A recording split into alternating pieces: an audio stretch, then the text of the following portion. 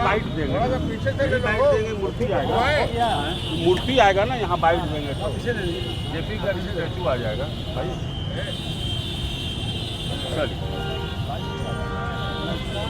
चलिए हाँ, आज का कार्यक्रम में आप शिरकत किए हैं। देखिए, जयप्रकाश नारायण जी के ये बताइए आज पूरे देश में संपूर्ण क्रांति दिवस मनाया जाता है। 5 जून 1974 को जयप्रकाश जी ने पटना के गांधी मैदान से 5 जून 1974 को घोषणा किया था और तब से ये संपूर्ण क्रांति दिवस मनाया जाता है। और उनका इसके पीछे उद्देश्य था, उनका मानना था कि हर 50 वर्षों के बाद देश को एक क्रांति की ज़रूरत पड़ती है।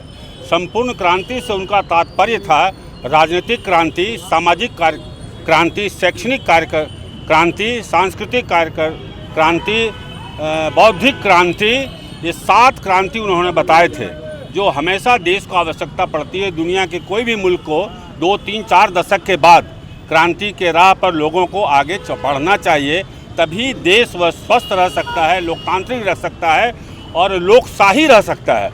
उन्होंने इसी के माध्यम से बताया था कि लोकशाही से शासन चलना चाहिए और लोकशाही राजशाही पर हावी होना चाहिए। जब लोकशाही दब जाएगा तभी राजशाही हावी होगा और तब वो अधिनायकवादी भी हो सकता है, हिटलर शाही भी हो सकता है। इसीलिए उन्होंने लोकशाही की कल्पना की और लोकशाही का स्वरूप दिया देश और दुनिया के लोगों को कि लोकशाही जब तक हावी रहेगा तब तक हमारा देश स्वस्थ लोकतंत्र रहेगा। और इसीलिए संपूर्ण क्रांति के अवसर पर ही यह उन्होंने उद्घोष किया था पटना के गांधी मैदान पर और पूरे देश के लोग चल पड़े थे।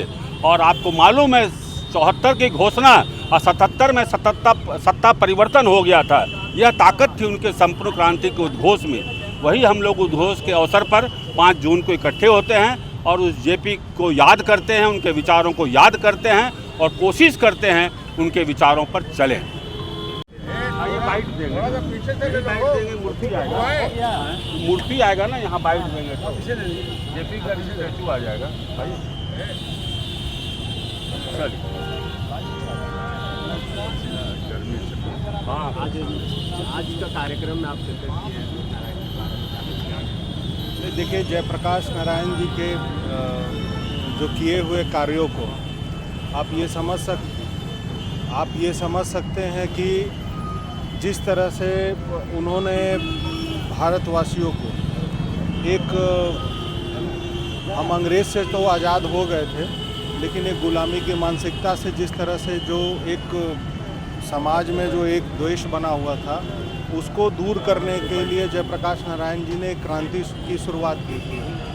और मुझे ये कहने में कोई परहेज भी नहीं है कि आप ये जानते हैं कि एक समय में ऐसा स्थिति आया था कि मीडिया को भी अपनी बातों को रखने से रोक दिया गया था और अगर किसी भी व्यक्ति के द्वारा अगर कोई आवाज़ उठाई जाती थी तो उसको दबाई जाती थी। जयप्रकाश नारायण जी वो क्रांतिकारी नेता थे और उन्होंने ये देश को बतलाया कि अगर कोई आपकी आवाज़ को दबाता है तो आप किस तरह से आंदोलन के माध्यम से किस तरह से विरोध करके आप अपनी बातों को रख सकते हैं और इसीलिए देश उनको याद करता है। आज पूरे देश में संपूर्ण क्रांति दिवस मनाया जाता है।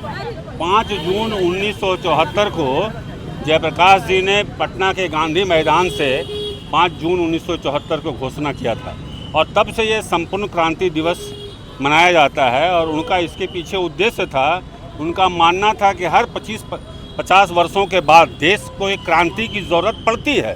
संपूर्ण क्रांति से उनका तात्पर्य था राजनीतिक क्रांति, सामाजिक क्रांति, शैक्षणिक क्रांति, सांस्कृतिक क्रांति, बौद्धिक क्रांति, ये 7 क्रांति उन्होंने बताए थे जो हमेशा देश को आवश्यकता पड़ती है। दुनिया के कोई भी मुल्क को 2, 3, 4 दशक के बाद क्रांति के राह पर लोगों को आगे बढ़ना चाहिए, तभी देश वह स्वस्थ रह सकता है, लोकतांत्रिक रह सकता है और लोकशाही रह सकता है। उन्होंने इसी के माध्यम से बताया था कि लोकशाही से शासन चलना चाहिए और लोकशाही राजशाही पर हावी होना चाहिए। जब लोकशाही दब जाएगा तभी राजशाही हावी होगा और तब वो अधिनायकवादी भी हो सकता है, हिटलर शाही भी हो सकता है। इसीलिए उन्होंने लोकशाही की कल्पना की और लोकशाही का स्वरूप दिया देश और दुनिया के लोगों को कि लोकशाही जब तक हावी रहेगा तब तक हमारा देश स्वस्थ लोकतंत्र रहेगा। और इसीलिए संपूर्ण क्रांति के अवसर पर ही यह उन्होंने उद्घोष किया था पटना के गांधी मैदान पर, और पूरे देश के लोग चल पड़े थे। और आपको मालूम है 74 की घोषणा और 77 में सत्ता परिवर्तन हो गया था। यह ताकत थी उनके संपूर्ण क्रांति के उद्घोष में। वही हम लोग उद्घोष के अवसर पर 5 जून को इकट्ठे होते हैं और उस जेपी को याद करते हैं, उनके विचारों को याद करते हैं और कोशिश करते हैं उनके विचारों पर चलें।